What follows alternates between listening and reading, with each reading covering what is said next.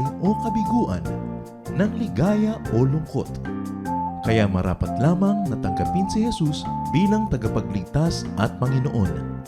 At matapos yun ay panariwain ang katapatan at paglapit sa Kanya bawat araw o day by day. Ang day by day ay naglalayong umalalay sa pang-araw-araw na pamumuhay. Narito po si Kuya Ed Lapis sa mensaheng pinamagatang How to be happy with the Father. Hebrews 1:1-2. Long ago, in many ways and at many times, God's prophets spoke His message to our ancestors. But now, at last, God sent His Son to bring His message to us. Merong mensahe ang Panginoon na hindi kasing linaw na naging mensahe ng mga naunang nagsalita, ng mga propeta. Jesus is the final, definitive messenger of God. Ang pagpapadala sa Panginoong Jesus ay pagdadagdag, paglilinaw sa mensahe ng Diyos sa tao. John 1:14, from Him, all the kindness and all the truth of God have come down to us. It means that before Jesus, not all of God's kindness and not all the truth of God has been revealed.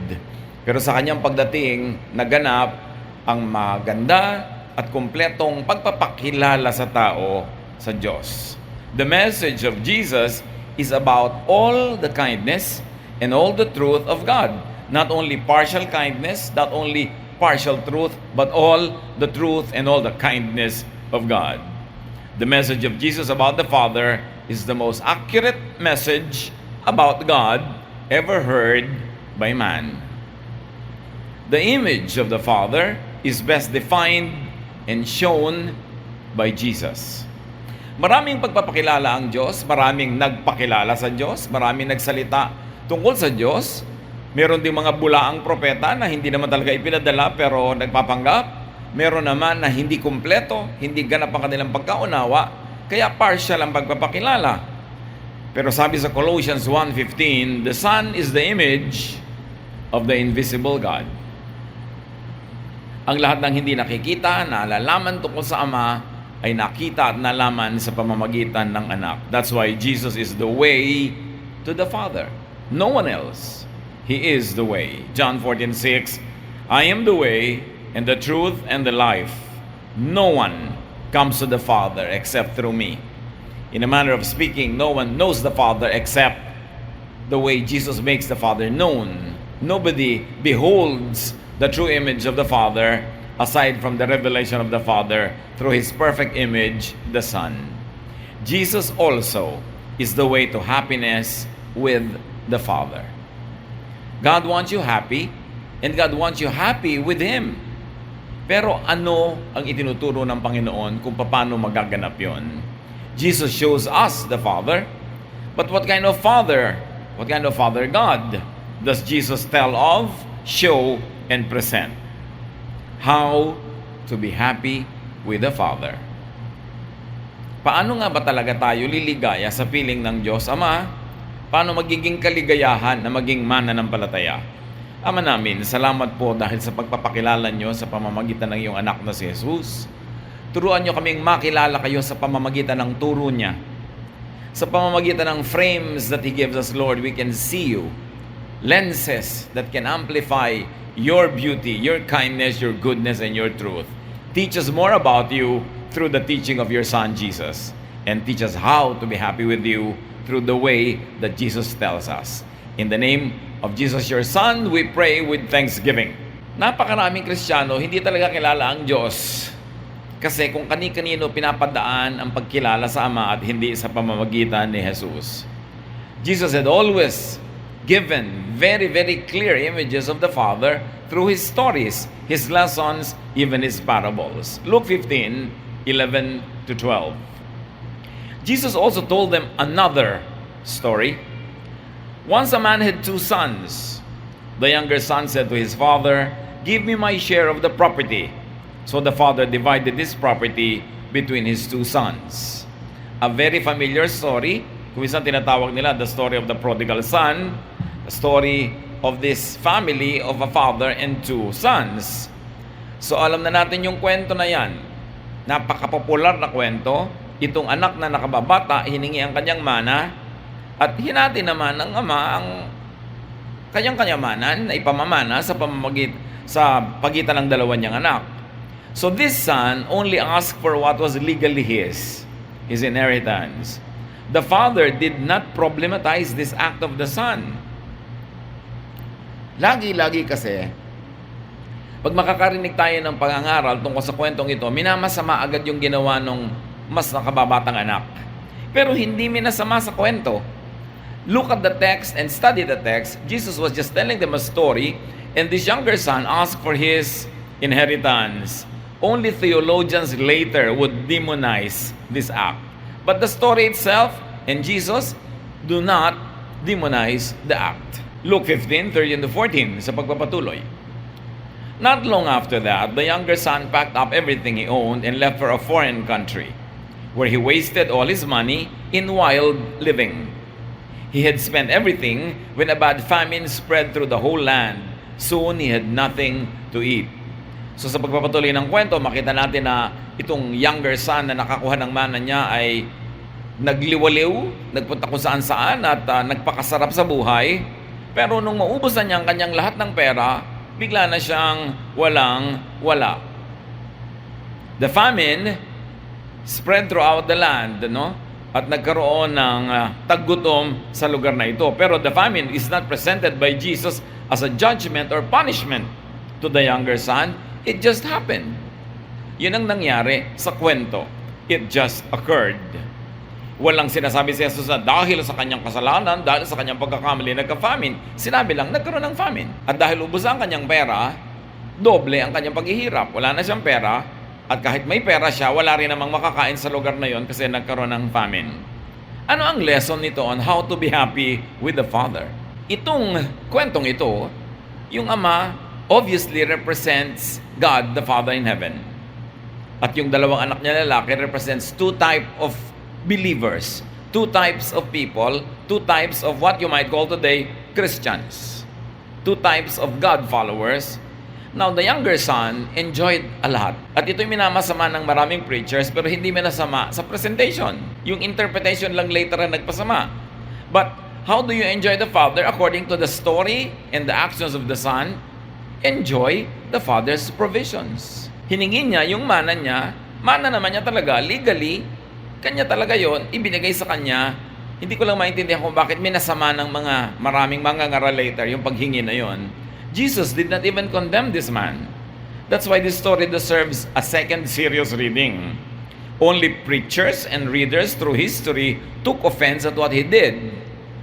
But he asked for his inheritance, he enjoyed it all, he became poor, and then incidentally, there was also famine in the land where he went. So here, very importantly, know the Father as Jesus presents him and trust completely in His graciousness.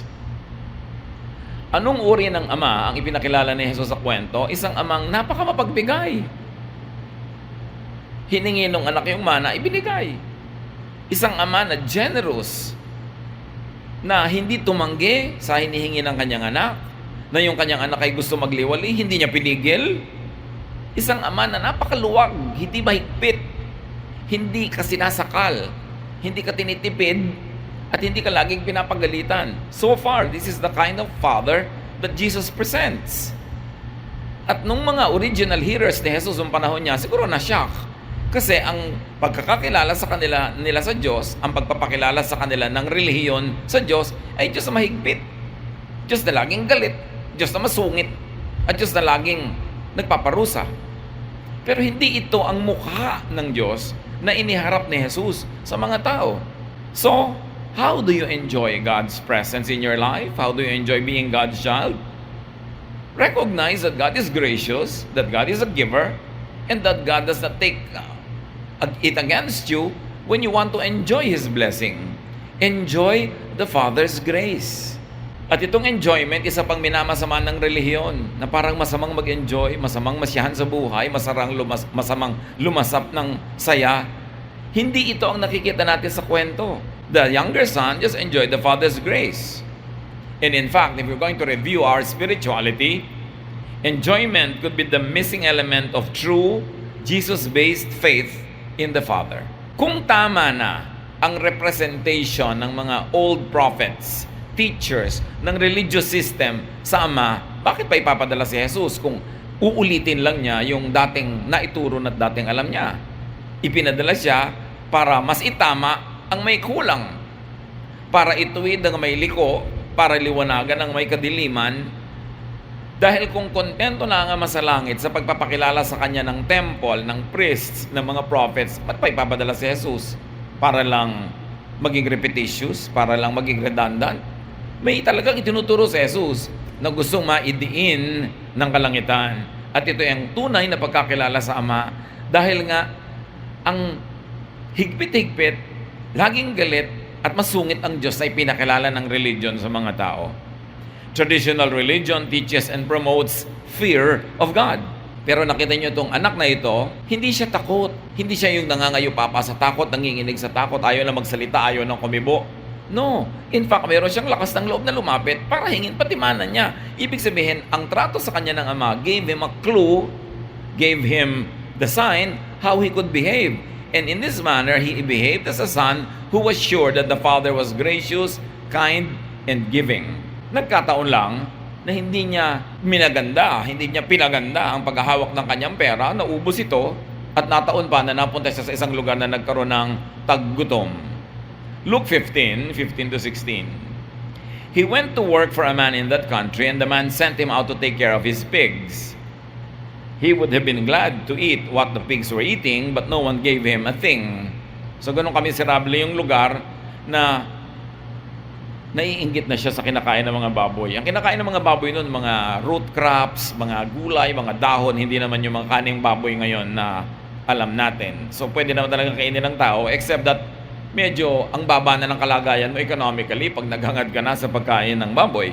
Luke 15:17-19, finally, he came to his senses and said, "My father's workers have plenty to eat, and here I am starving to death. I will go to my father and say to him, Father, I have sinned against God in heaven and against you. I am no longer good enough to be called your son. Treat me like one of your workers." So natauhan siya dahil sabi niya, bakit nga ba ako nagtsatsaga dito? Gutom na gutom ako, samantalang sa bahay ng aking ama, pati mga katulong masarap ang kinakain. No? So, uuwi ako, hihingi ako ng tawad, sasabihin kong nagkasala ako laban sa Diyos at laban sa inyo, at hindi na ako karapat-dapat na ituring na anak, ituring nyo na lang akong empleyado. Magtatrabaho na lang ako dito, alilang kanin, sweldo ko na lang pagkain ko, kesa doon sa pinagtatrabahuan ko, wala na ngang sweldo, wala pang makain. Still, it's a better deal. You can see here that Jesus, the storyteller, does not judge this young man. He does a self-appraisal. Siya ang nagsabing, nagkasala ako, hingi ako ng tawad, pero walang nagsabi sa kanyang, makasalanan ka, mali ang ginawa mo. Sa kanyang pagbubulay-bulay, sa kanyang pag-iisip, it dawned on him that it would have been better had he not done it that way. Na siya'y nagkasala, nagkulang siya sa mas tamang dapat gawin, at sabi niya, aaminin ko ang kasalanan ito, magpapakumbaba ako, pero mamamasukan na lang ako bilang katulong man lang para makakain. Luke 15:20, the younger son got up and started back to his father. But when he was still a long way off, his father saw him and felt sorry for him. He ran to his son and hugged and kissed him. Mabait ang pagkakilala nitong bunsong anak sa kanyang tatay. Kilala niya enough. He knew his father enough to the point that he was confident that he would be taken in as a servant. That the father would not be vindictive, would not punish him, but would take him in as a servant as he volunteered. Pero higit pa ron pala ang dapat niyang makilala tungkol sa kanyang ama. Bagamat alam na niyang mabait, kaya hiningan niya ng kanyang mana, alam niyang mabait, kaya bumabalik siya bilang katulong na lamang. Pero ang hindi niya inakala, sobrang mas mabait pa pala yung tatay niya kaysa sa pagkakakilala niya. Na hindi siya sinisi, hindi siya pinagalitan nung makita siya. Malayong malayo pa lang siya, nakita na siya, yung tatay pa ang sumalubong, niyakap siya at hinagkan siya.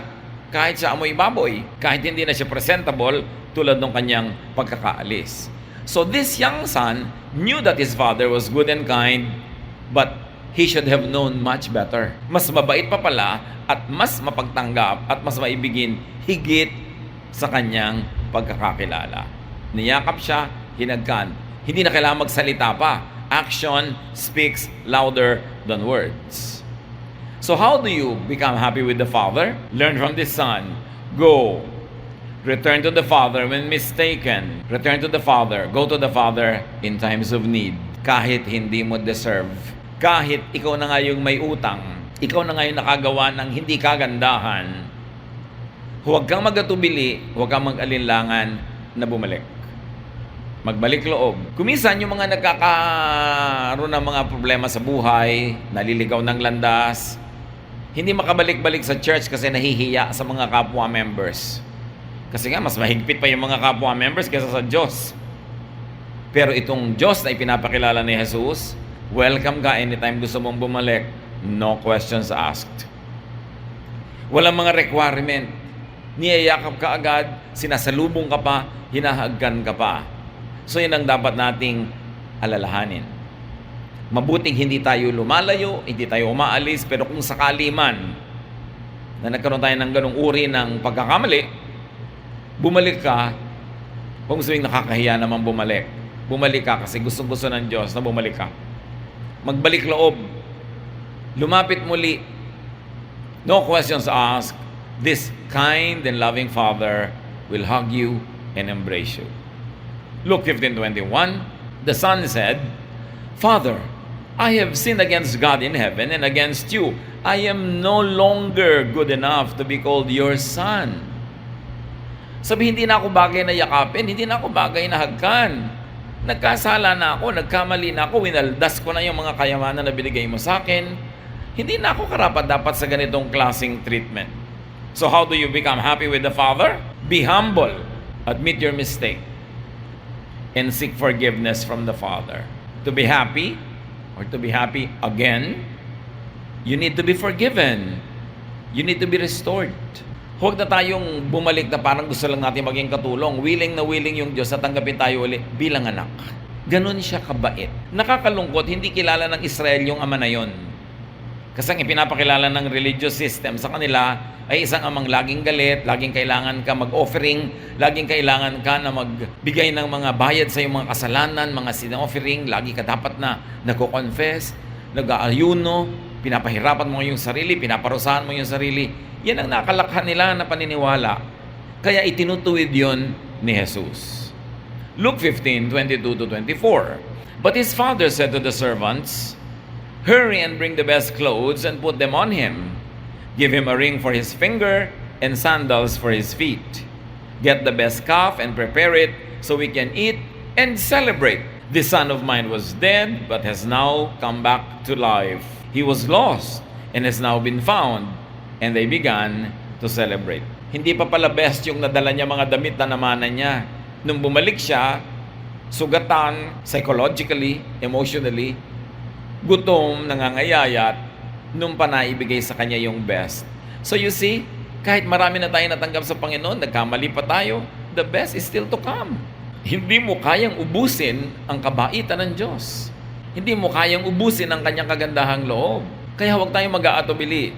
At pinakinggan ba ng Ama yung kanyang pagsusumamong, huwag nyo na akong tawaging anak, huwag nyo na akong bihisan, huwag nyo na akong yakapin. No, sabi niya, bigyan ng singsing. Meron agad symbol na tagapagmana na naman siya, may singsing na naman. Bigyan nyo ng sandals. Ibig sabihin, prinsipe siya ng bahay na yon. Kasi yung mga hindi member ng royal, ng household, wala naman silang sapin sa paa. So umuwi siya nakayapak. Sabi, bigyan ng sandals yan.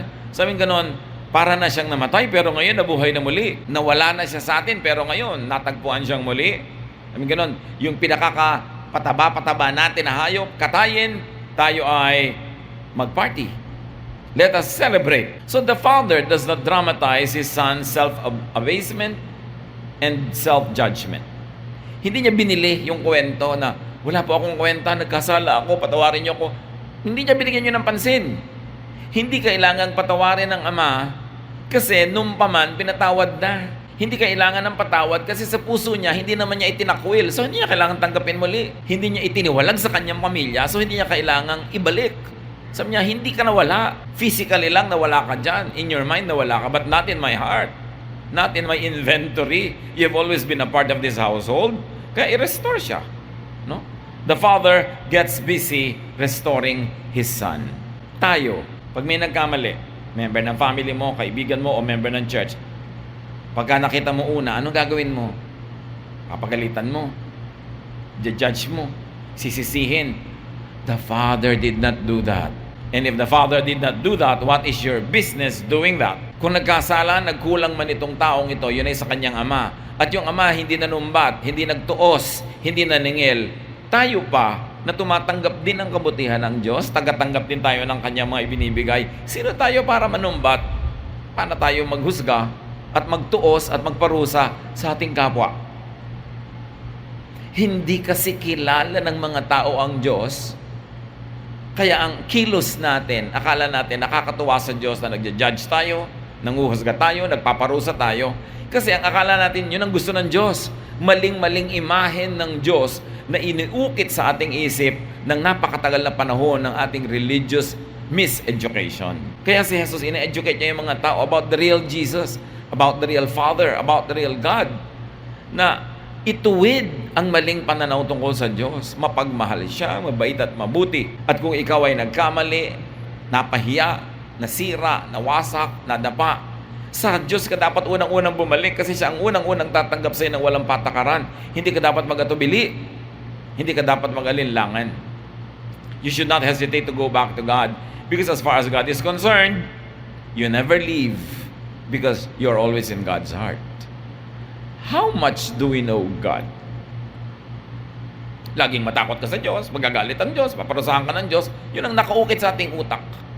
At yun ang itinutuwid ni Jesus. How do you become happy with the Father? Accept. Receive the Father's gracious restoration.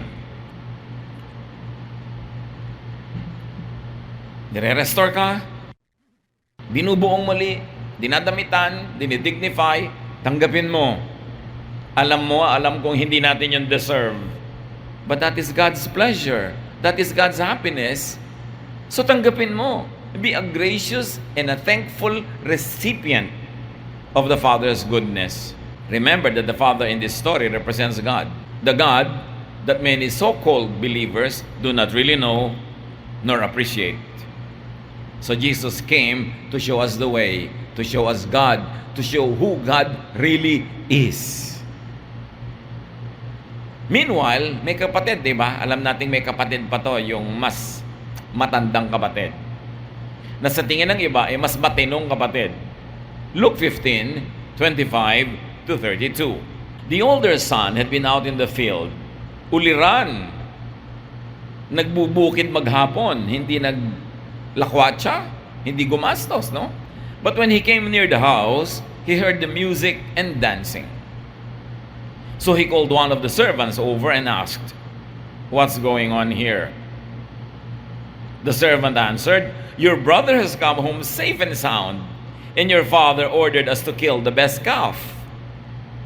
The older brother got so angry that he would not even go into the house. His father came out and begged him to go in. But he said to his father, "For years I have worked for you like a slave and have always obeyed you. But you have never even given me a little goat so that I could give a dinner for my friends. This other son of yours wasted your money on prostitutes, and now that he has come home, you ordered the best calf to be killed for a feast?" Pag-uwi ng kuya, kanya, bakit nakakagulo? Anong nangyayari sa bahay? Akala naman ng servant matutuwa yung kuya tulad ng pagkakatuwa ng tatay. Umuwi na po ang kapatid niyong bunso. Nagpakatay ng pinakamatabang hayop ang inyong ama, kaya meron tayong piyesta. Ayaw niyang pumasok, nagalit.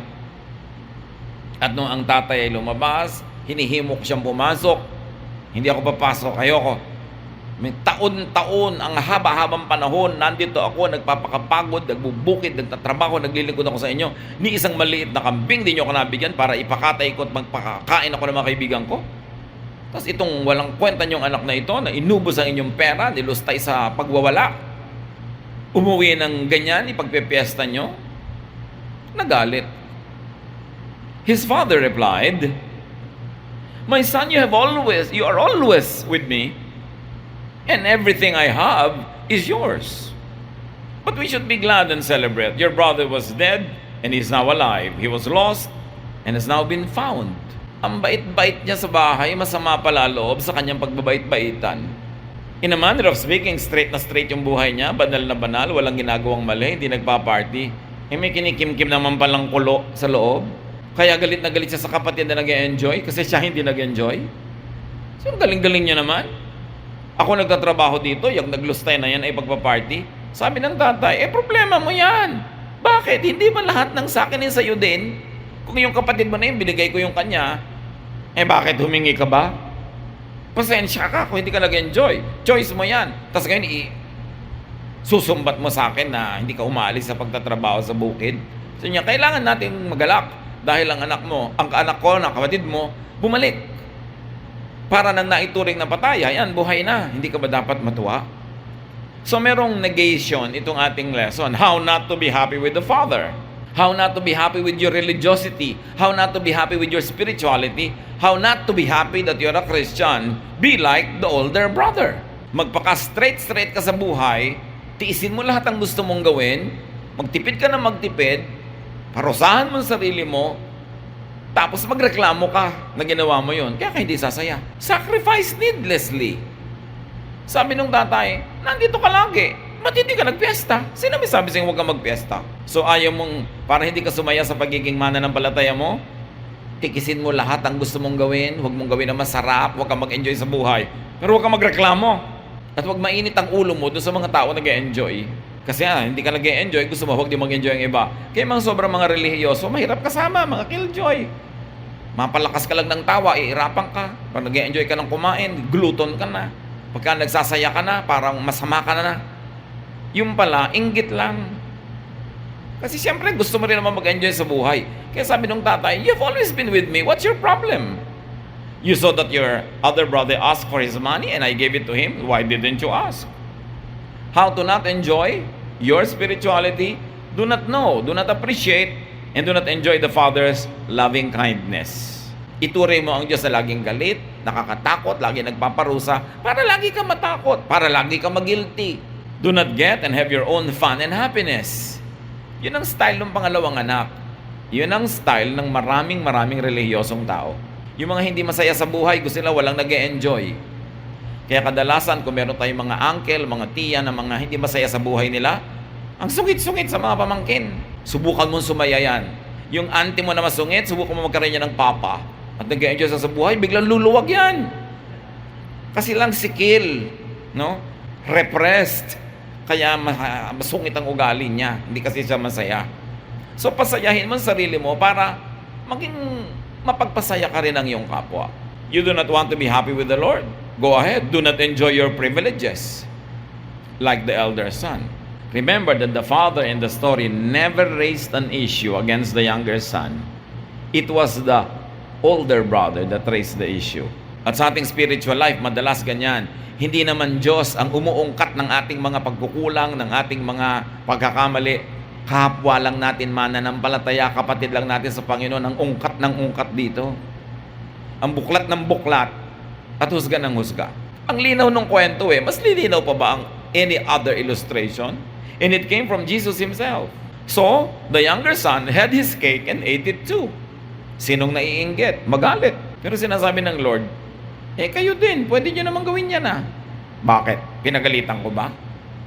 No, hindi tayo kontento, kailangan pagalitan. Kaya kahit sa kwento, hindi pinagalitan ng ama yung anak, pag ipinreach na yung kwento, papagalitan ng preacher yung bunsong anak. Madadaig pa ang Diyos sa higpit. But let's stick to the story. The father never raised an issue. The father just quickly restored the son and gave him even the best robe that he never had before. This is the Father's grace. Do you know about the Father's grace? What do you know about God? What kind of God do we present to children? Kung nagpe-present tayo lagi, panakot natin ng Diyos, panakot din yung pastor. Pag may malikot na bata, ayan na si pastor. Yung panakot, ayan na ang Diyos, magagalit ang Diyos. Laging gusto nating dumali ang pagkontrol natin sa kapwa. Diyos ang ating isasangkalan at gagamitin. And in the process, we misrepresent our loving God. How to not be happy with the Father? Hold grudges. Naglilingkod ka, magtuos ka. Pagka hindi ka nabigyan ng recognition, magalit ka. Isama mo ng loob para hindi ka masaya. Madali namang hindi sumaya eh. Gawin mo yun.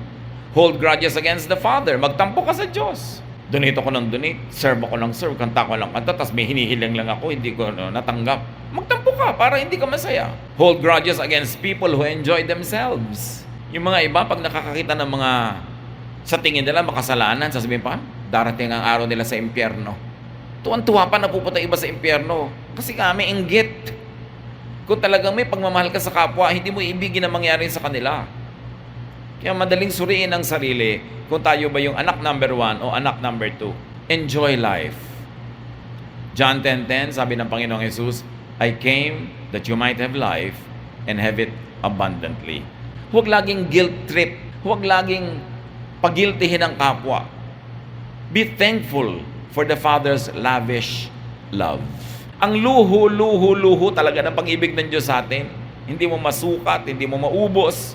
Enjoy it. Because that's what God wants you to do. And do not sacrifice needlessly. The Lord does not seek sacrifices. Mabuti ang layunin sa atin ng Diyos na ipinakita sa kwento.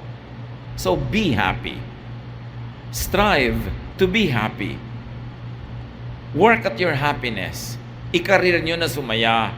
Hindi kasalanang sumaya. At sa ating paghahanap ng kasiyahan at nagkamali ka, kinapos ka ng kabanalan, ma-realize mo yan, magbalik loob ka sa Diyos, magpa-restore ka. Huwag mo nang tagalan. Yung iba, huy, bakit hindi ka bumabalik sa church? Kasi inaayos ko muna yung buhay ko. Nakakahiya naman sa Diyos. Gusot-gusot ka, gulo-gulo, doon ka bumalik. Hindi kailangan ayusin mo muna bago ka bumalik. Diyos nga ang mag-aayos eh. Diyos ang magre-restore.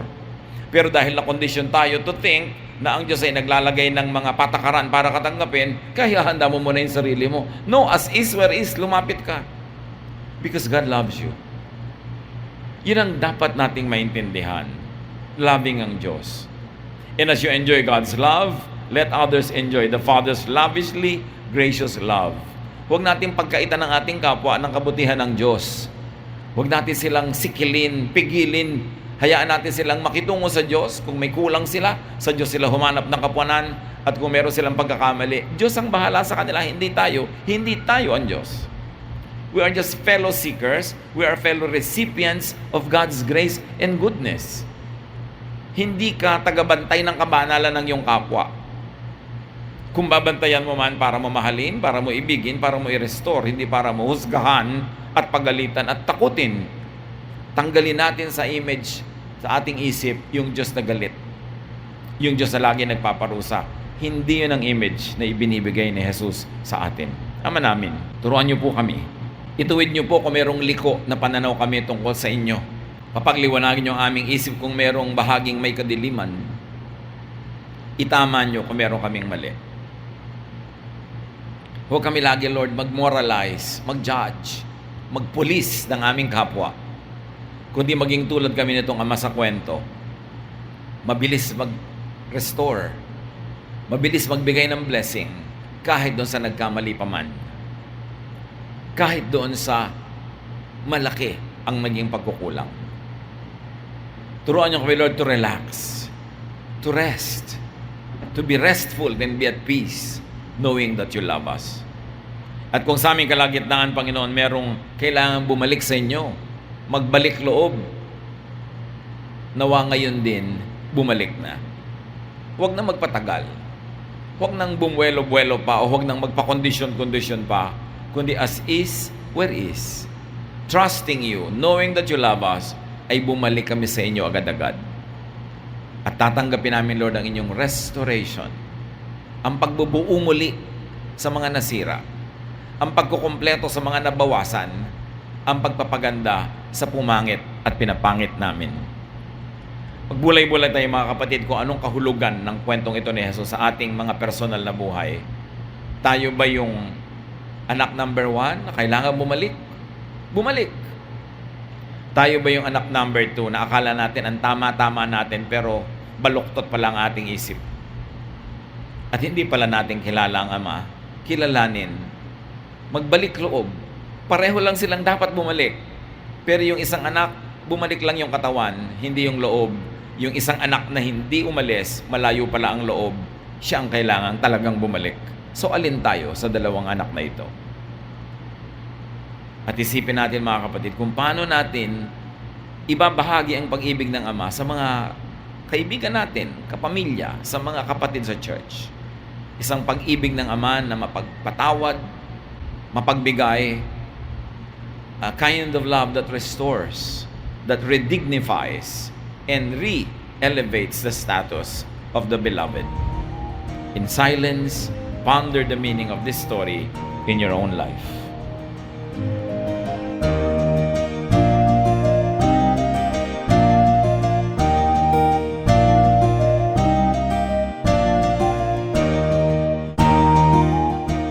Ang katatapos pong mensahe ni Kuya Ed Lapis ay pinamagatang How to be happy with the Father.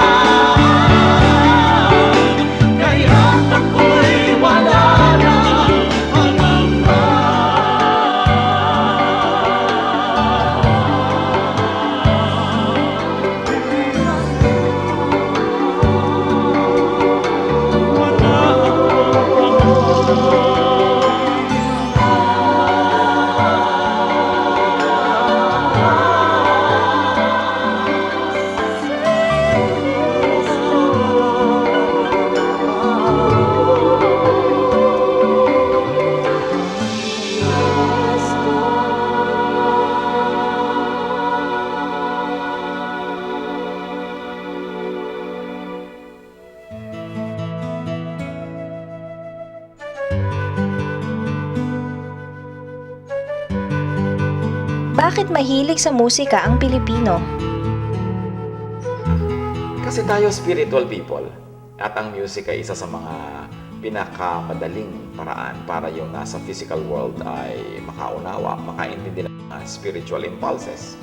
Ang ating emosyon, ang ating spirit, ang ating mga nadarama is best expressed in music.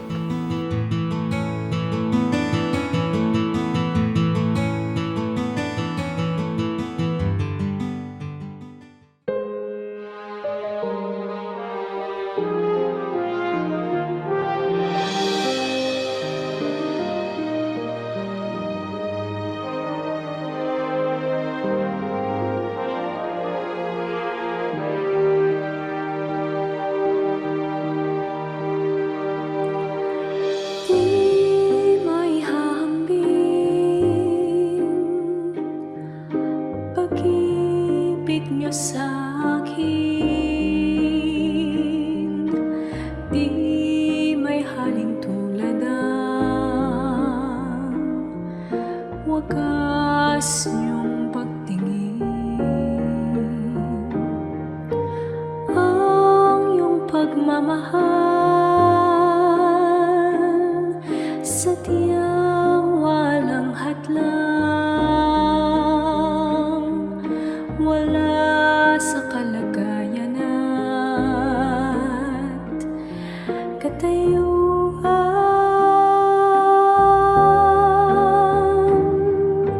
Hawak niyo aking kamay sa tuwing nanananglahay at sa tuwing magkamali. Walang hanggang pagpapatawad niyo sa'kin.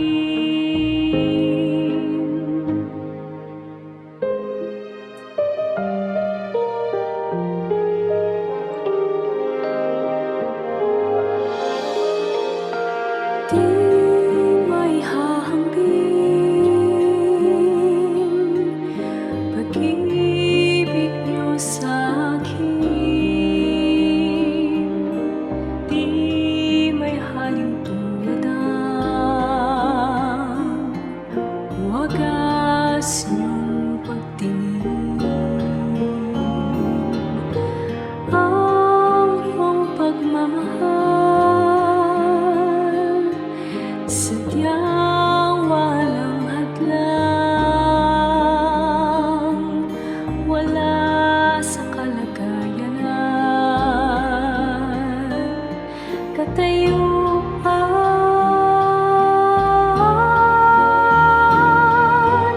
Hawak niyo aking kamay sa tuwing nanananglahay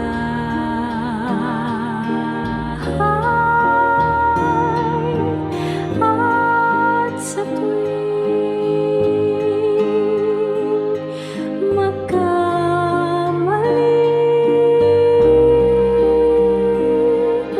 Walang hanggang pagpapatawad niyo sa'kin. Sadyang di mapigil ang kabutihan niyo, kahit tumigil pag-ikot ng mundo. Sa'king kahinaan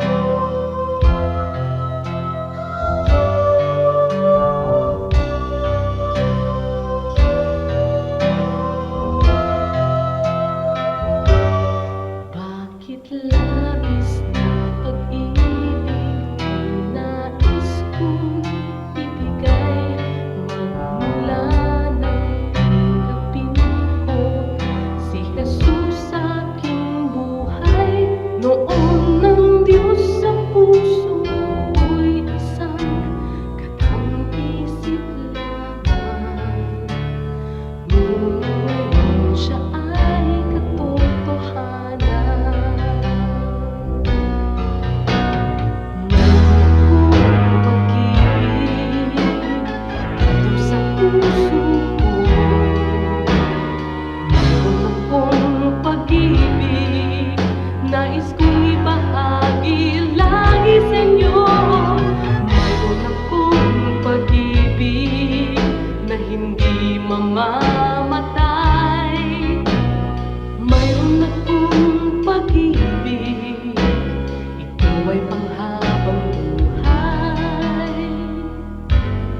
Labis-labis na pag-ibig kung sa'yo'y naghihintay.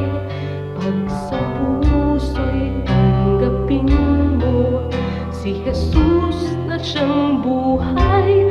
Noon ang Diyos sa puso'y isang katang isip lamang.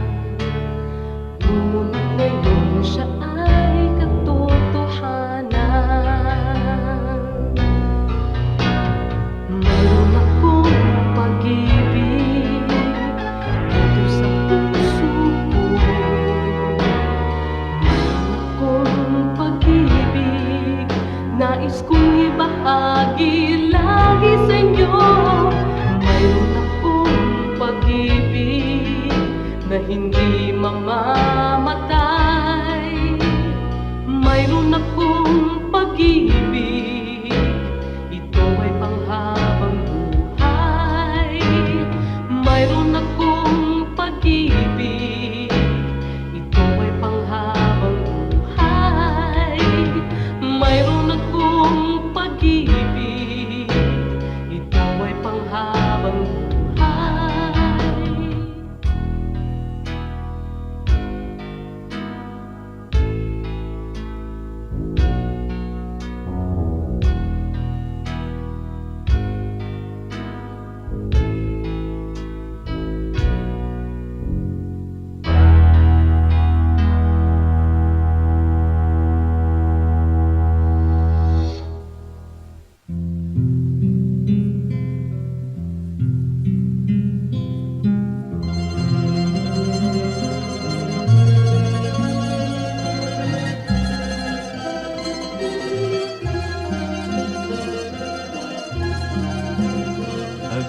Pagdaan ng kahapon, iniwan ang layon, subalit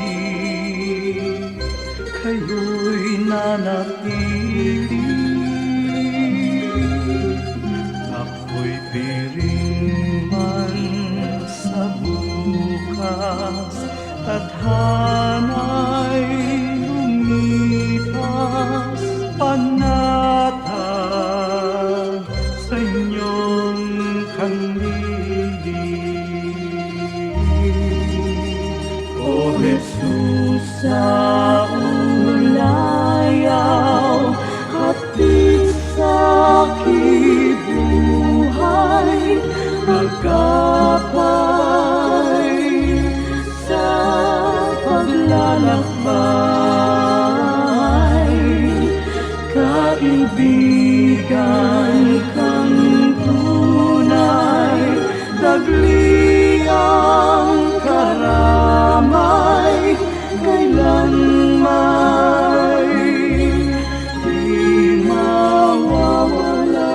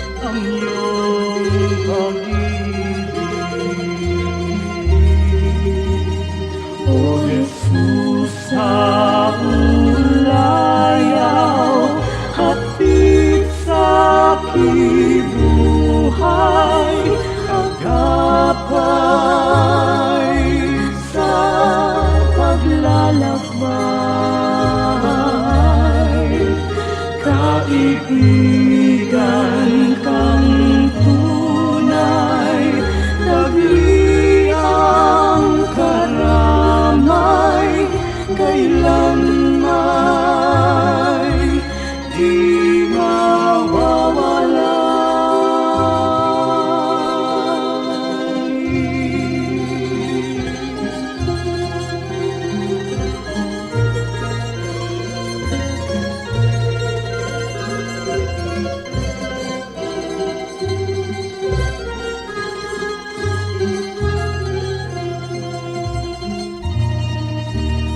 O Jesus, sa ulayaw,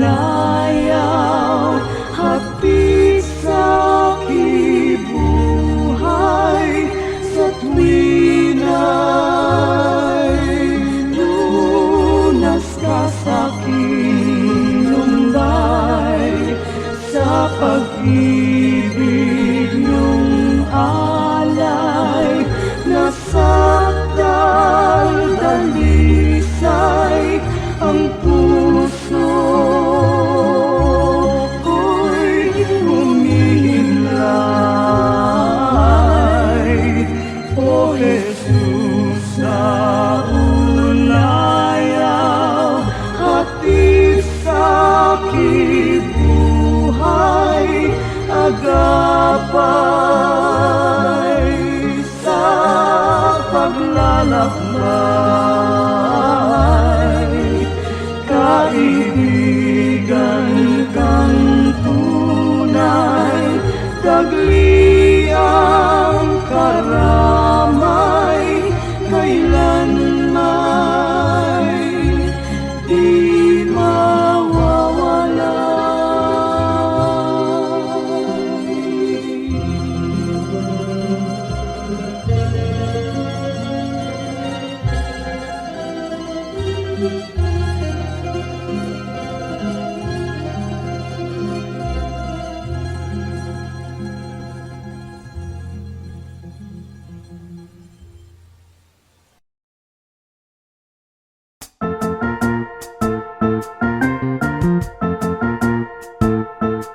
Oras na po para pansamantalang magpaalam ang programang Day by Day. Tayo po'y magsama-sama tuwing ika-6 hanggang ika-7 ng umaga, araw-araw. Magandang umaga po at mabuhay ang Panginoong Hesus!